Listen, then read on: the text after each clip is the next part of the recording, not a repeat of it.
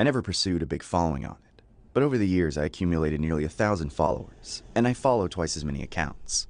The feature where the app suggests people to follow is to blame for that, as I tend to click follow on people I think are interesting or attractive, but they don't often return the favor. One day, though, somebody did.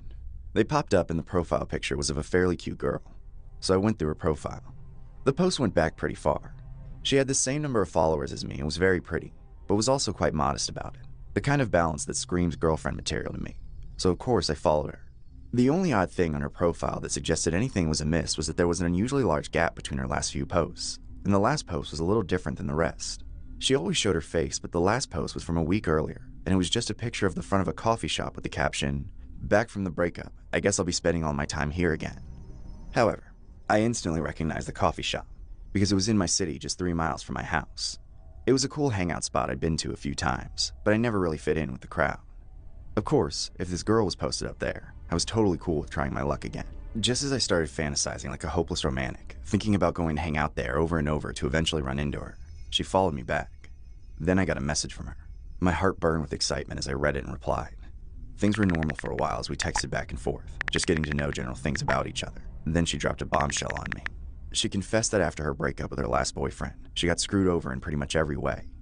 Losing all her friends, her apartment, and having to live in her car. She had tried to make friends with the new crowd of people that had grown into her old hangout spot in the years of her absence. But she couldn't fit in either. Her social confidence had been shot. Apparently she found it easier to make friends online, and that's where I came in. She said I looked like a cute and baseline trustworthy guy, and she wanted to meet me. Not for a one-night stand, rebound, or anything, but just to have company and maybe cuddle and potentially crash at my place. I have to admit, I was blindsided. I accepted immediately, thinking I could turn this girl into my girlfriend in a couple weeks, or several months at the latest if she was that hung up on her ex. By this point, we had been texting for several hours, from 8 p.m. to midnight, so she asked to come over right away because her car was parked in a sketchy area. I told her to come right over and gave her my address. She said it would take her 20 minutes, so I quickly tidied things up for her arrival and made some tea. About half an hour after her last text, I was starting to get worried I had been catfished. But then, there was finally a knock on my door. I walked up and looked through the peephole, and lo and behold, there she was, the perfect, cute girl of my dreams. She was much more rough-looking in real life due to the stress of the last few weeks, but that didn't matter to me. If anything, it showed me the way she might look right after getting out of bed in the morning, and I still liked what I saw. I opened the door and let her in. She was very shy and kept apologizing for no reason, thinking she was being a burden. I knew her ex must have done a number on her. I told her to make herself at home and have a seat on the couch. The tea had gotten cold, so I asked her if she still wanted some. But she was very hesitant to accept it, even though it clearly looked like she wanted it. As if popping the cup in the microwave for a minute was a huge bothersome task. Finally, after I insisted, she accepted it with a warm smile. When I came back from the kitchen, she had taken off her shoes and had pulled a blanket over her whole body except her head, cuddling one of the throw pillows underneath. I gave her the tea, then I sat down in the chair across from her and tried not to stare. But it was a wonderful sight to see her enjoying a simple, wholesome treat after going through it for so long.